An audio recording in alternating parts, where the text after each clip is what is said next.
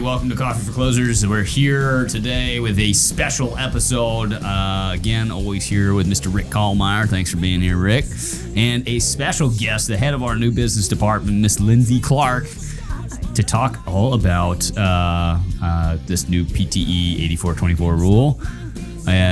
You're kind of like our compliance aficionado. You know, you just have maybe is it a hankering? You want to know this stuff that punishment, bad? You know. It's punishment. I love it. Yeah, I just think that says a lot about me. Okay.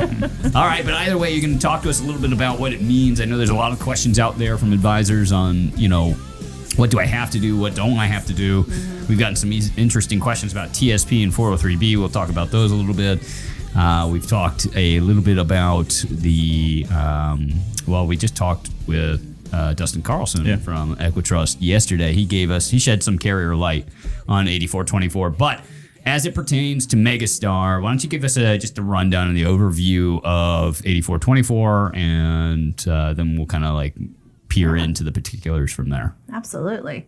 You know, the short version of this is there's a lot of information out there, mm-hmm. and it can be kind of confusing, especially with multiple regulations happening simultaneously. Mm-hmm. So what we're trying to do today is like, what do you need to know tomorrow? Well, technically yesterday, 2/1. Yeah. So February 1st, 2022, this went into effect. February 2nd, 2022. Is when we're recording this. So if it's changed a month from now, I'm just kidding. It won't change, unfortunately. I mean, we wish it would. But I mean, all it's going to add is one extra layer. It expanded what ERISA defines as fiduciaries. So we could go into all that. There's a 5-part test. There's a million videos on that out there, and we're going to skip over it today because I don't think agents need any more of that. We just need to know what we need to know. So 8424 is the form that lets you get paid for your work. Right. So no conflict of interest. Commission disclosure. Yeah. You're letting the client know your advice comes with some sort of fee/commission. That's all it is. I mean, an agent should be paid well for their expertise and the work and the years it took to get to that level. Is it disclosing their fee? It's just disclosing what they're getting paid. Yes, not the dollar amount. Percentage of what they're making. Now, how many disclosure pages does a client fill out during an application process? One. Yeah, we're talking 40. Mm-hmm. So this is one more page that you're going to say, I get paid to do my job, please sign right here. Mm-hmm. And you're going to move right along to talking about the features. Yeah. And it's going to be, it'll take a week and then they'll get right on it. And honestly, it's being made out to be much bigger than it is. Oh my God. We talked about that yesterday, didn't we? I mean, everybody's so gosh darn scared to talk about what they get paid for it. But if anything, it's a piece of solace, I feel like, for the client. I mean, look, over the next 10 years, or for the life of this contract, right? Better than for the next 10 years, the life of this contract, American Equity, Allianz, American Equity, whoever it is, or Equitrust, whoever it is that you're writing this policy with, is paying me X amount to make sure that this policy continues to be as beneficial as possible, right? Mm-hmm. The customer that you are taking care of over the next however many years, making sure that you're allocated right within the policy, make sure that you're happy with the policy.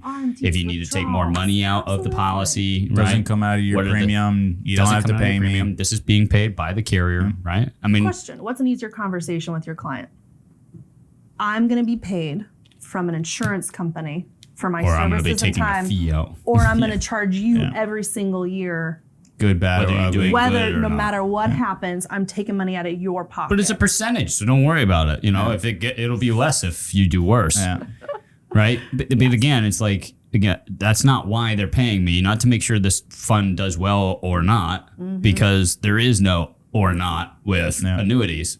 You know, it's not going to do worse. Yeah. So the carrier is going to pay me to make sure that I take care of you and give you guidance along the way. Mm-hmm. Absolutely. And it's like, you know, they've been doing this over at the retail shop here at Megastar for how long? I mean, they've been doing this conversation with their clients forever.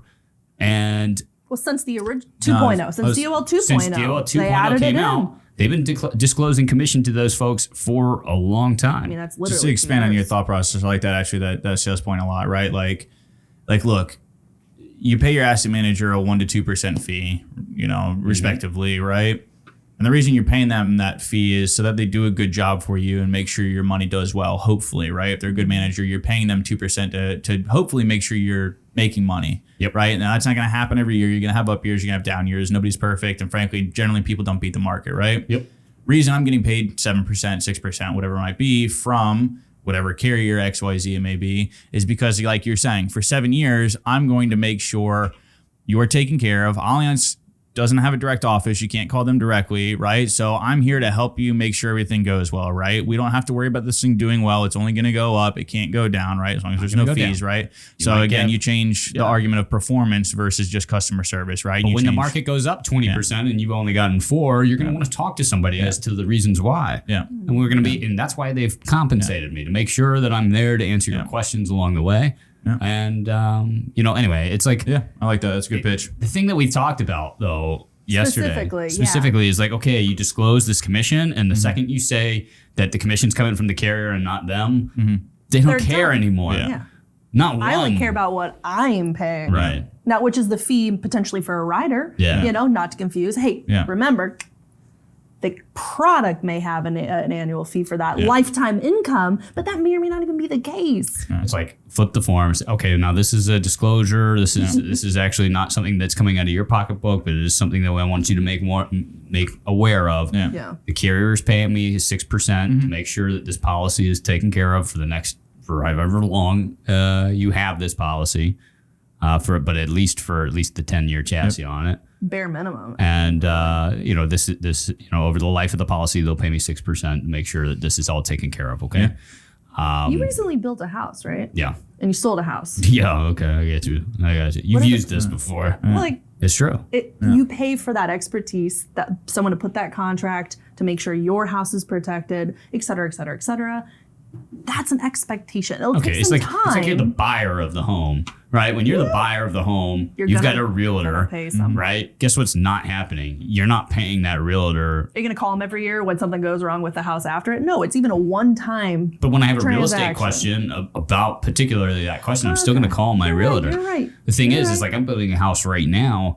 The builder is paying my realtor the commission, not me. I paid for the house. And out of that, they're building me a house. I get what I want. And the builder is paying out a commission that they decided. I don't even know what the commission is at this point. I'll find out at closing, of course.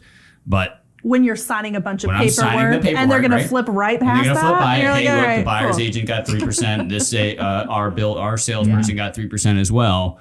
It's like, okay, I'm getting what I wanted out of this. I got the house that I made the offer on, right? I made the offer on that. And so they're getting paid. It's not coming out of my pocketbook. Guess who cares? Zilch. Yeah. I don't care. I just want my house, right? Yep. And after that, because they got a commission, now I know that I can call my realtor, and I won't say her name, protect the innocent.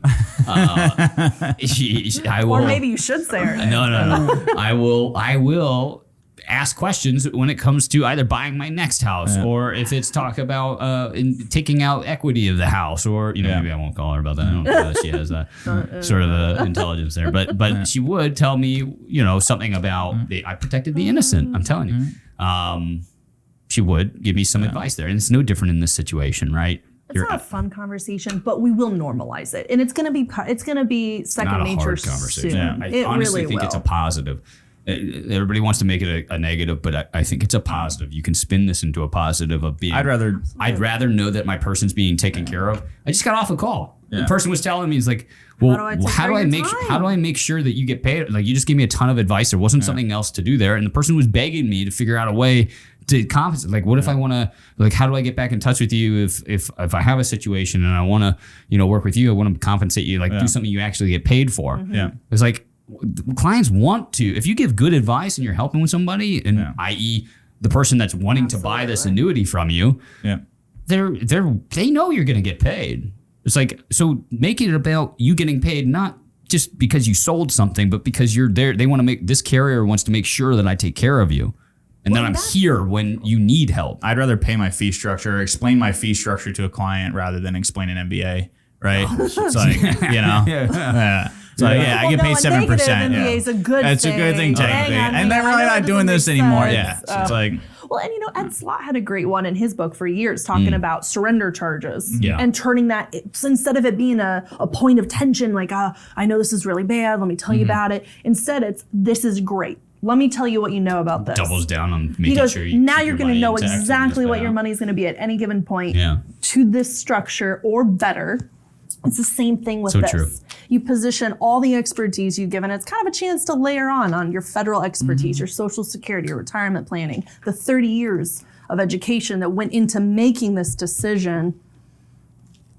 That is an earned. That's an earned percentage. You know, in it's my not going to be opinion. good for us, the people that didn't earn Yeah.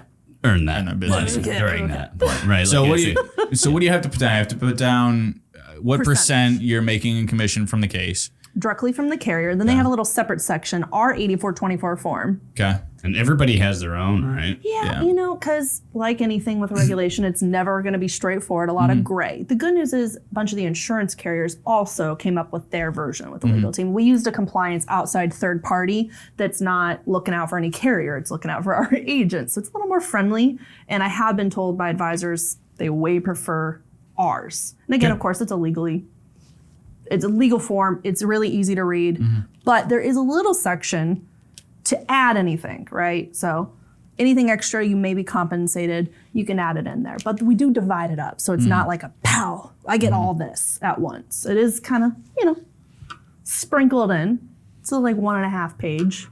It's really not that bad. There's nothing else you have to put on there. Now the carrier ones do ask for more information, but the carriers don't want the form back. I was going to ask, Yeah, is I that was gonna say, standard or is that okay? So Have you found any carriers that want I the form? have. And I'm working on a list, actually, going through all the carriers, their microsites, all their published, and then confirming with multiple sources on if they do or don't want it. Most of them so far don't want the 8424 Yeah. because they That's don't what want to Dusty check was your saying. work. Now, this is just you hold the form for 6 years. I'll say it again. Put it in file because if you get audited, you want to make sure you have that. And this is only for qualified transactions. There's a 6 is a statute weird of number. limitations on it. Yeah.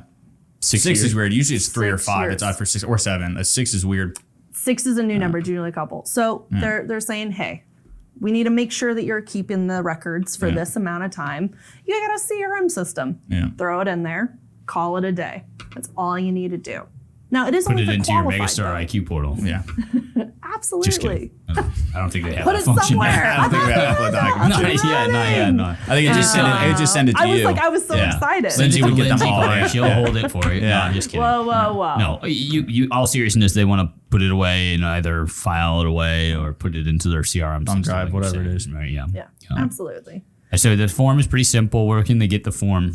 It's going to be on the Megastar IQ. We've also emailed it. We have a microsite like everyone right now, Yeah, kind of yeah. giving you the rundown. I like to think ours is as simple and straightforward as it can get. We kind of tossed out the extra Shocker, stuff that ours is way better advisors than don't need everyone's. to worry about. Only, and a couple carriers are making it pretty crystal clear if they want the form. It's Right. in their packet. If you have any questions, call us. That's the new Sure. business team is here to check you have all the right forms. Yep. Make sure you're current, compliant, all that good stuff. Because, Yep. I love the compliance. Only enough to figure out a way around it. I'm just, Right. What else do we have to worry about? we don't have to dive too much into it right now. Yeah. But just know on the 8424, anything non-qualified doesn't matter. You're not having to worry about that. So just focus on qualified transactions. Yeah. Keep a copy. Don't worry about it. You earned every penny. Keep the form. Now, there is some upcoming other things to consider depending on what state you're in.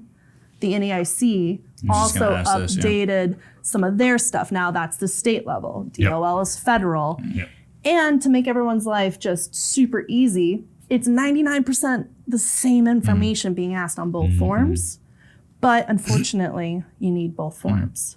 You can't And here's use another form one. saying exactly the for same the thing other. required by the state. That's silly, man. Have they gotten all like the 8-hour NAIC courses? Is that pretty much every state now, or have they That's- finally updated that? Great question. So there is no training for the 8424. Okay. It's a form only addressing a specific regulation to make sure you're allowed to get paid. That's all that is. The NAIC is an updated suitability, which you're already doing, right? You fill out your suitability paperwork. So you'll see some changes on suitability and this new disclosure. It's called Appendix A. You probably won't see it, Appendix A at the top, but that's what it's called for those of you like me out there who want to know what it's called. It's just the same information. Who you are as a producer, what you can sell. Are you securities licensed insurance? Are you fee or commission based? No percentage though. Okay. That's the only difference. All right. That's it. No biggie. So, I mean, just check with us if you have any questions. It's pretty straightforward, but the NEIC state level is going to require some CE. Now, I will say the most questions I've had this week have been about, do I have the right continuing education? Because you've already taken 4 hours of annuity suitability when you get your license. This is an updated 1 hour course. Here's the thing, if you don't take that updated 1 hour course before your state's deadline, you lose your license? Yeah, you got to go take the full 4 hours. So if you're going to have to do it one way or the other. Way up top, dude. Do it hard. You're like, you're done. License? The FBI grabs you? No. They're hunting you down. No, it's just you have to take a longer course that you don't want to take. Fair enough. And we'll do a separate thing on that. And, it's state specific. So we have about 15 states that have implemented this. Yeah. So if you're in Texas, that happened. Arkansas, Connecticut, just a few to rattle a lot off, and this will be available as well on our website. Cool. Yeah. The list of states. So if you want to know, hey, am I good with my state? Am I good with the federal? Just call. Okay. We'll walk you through it. Oh, the NEIC is all transactions. The state is not just qualified. Okay. It's everything. So if you sell an annuity and you're in Texas, better have that form. And then as well, 65 license, they have a set, from what I've been reading and seeing, they have their own separate form from their advisory firm, correct? Okay. So should have started the whole thing by letting everyone know this was insurance only. Yeah. If you are a broker dealer or securities license, please go talk to your broker dealer, your RIA, and ask them because they have their own compliance team. And it's probably the same form, but I don't want to speak for them. And as far as this ERISA thing with TSP and 403Bs out there, I mean, we've checked with everybody at this point. Look, it is undoubtedly, I mean, it's not listed in the ERISA specifically. It's not ERISA because it's but it is subject to 8424. It is. That's official. So if you're filling out TSP transfer paperwork or 403 transfer paperwork, you must follow the 8424 guidelines. That is Thank you for bringing that up. an official stance. I did just walk straight past that, but I've had a lot of questions. Yeah. It's not ERISA, so it was an interesting one that we had just recently. And it does. I mean, this is kind of off topic from that, was the LOA conversation. Your LOA, you get money, you don't get any commission. Yeah. Your LOA. But are you salary? I'm salary. So but you said earlier you have to list a percentage. Yep. Right? What is But your if I'm boss LOA, pay? I have to list a number. You know what I mean? So, I mean, depending on your upline situation, your agency situation, Yeah. if it's a flat amount per transaction, that's what you write. I think people could get funky with that, man. I think they're going to have to clear that up over time. I mean, and they will. Yeah, I'm sure they won't. But they're going to have to because these licensed only agents, I mean, you could be the owner of the company. You know what I mean? You could give yourself like a Steve Jobs salary of $1 a year. Yep. You know what I mean? Yep. You could, except for if you go look at the fine print, which I know isn't fun to read, they explicitly lay out what may be considered compensation. And it's laid out as cutback arrangements, later commissions to be received, bonus incentive. They learned from DOL 2.0, and But unfortunately, so if you're an advisor receiving marketing credits, do you have to list the marketing credits specifically? Technically at the list if there's anything additional, but the nice thing is you don't have to put a percentage to the additional, right? So the amount you're getting from the insurance carrier is in one section. You're gonna write 6%. Then down below, what other things may you be compensated on? Man, that would look so crappy. And that's though. what Like, you if can If write you put in. on the list that you make $0, and then on the bottom it says I'm compensated in these different ways, marketing credits and whatever, blah blah blah blah blah blah blah. It's like you're telling the client like you don't make $1. Yeah. You don't make $1 from this. Right. It's like here's my compensation. I'm actually making zero money from this. Yeah. Oh, are you a I'm just a nonprofit? really No, good no, person. don't even worry about it. Yeah, Next don't sweat page. that. No, but it could be something as simple as Yeah. I may be compensated, may or may not receive in the future All the legal responses were. additional. All those legal compensation. responses that we've seen so far have been you have to disclose your salary. Right. So if you're taking a salary, I mean, that's straight from Equitrust lawyers' mouth at least. Anyway. Interesting. It was I interesting. know. It's a lot of stuff. And it's going to be something that, you know, these little questions get addressed along the way. I'm sure we can do a follow-up when we have more answers to these questions. Yeah. So, Yeah. but for right now, fill out the Cool. form and keep it in your file. All right, cool. If you need any of the forms that were mentioned, obviously you can log into your Megastar IQ portal at any time, grab all of those forms. If you have questions, you can call in to Rick and his team here, talk with Miss Lindsay Clark as well. Or if you just, you know, can't seem to find your way into the Megastar IQ portal, we can also just get those forms for you as well. We can certainly email.